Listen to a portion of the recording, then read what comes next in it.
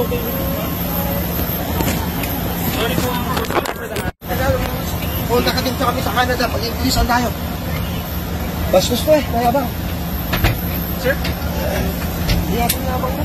Gusto niyo po. O, doon tayo sa Canada. Kayong dalawa. Puntahan mo ako, mag-Inglesan tayo. Halika na ito.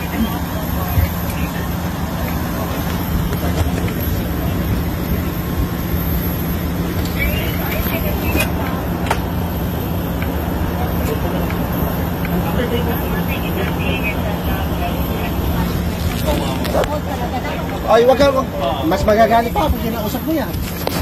Tumigil ka na. Sige ba? English ka pa, nandito ka sa Pilipinas.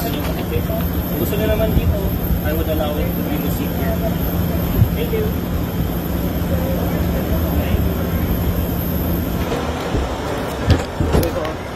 Para hindi na mabawasan ang bullshit ko sa lalaki na ito.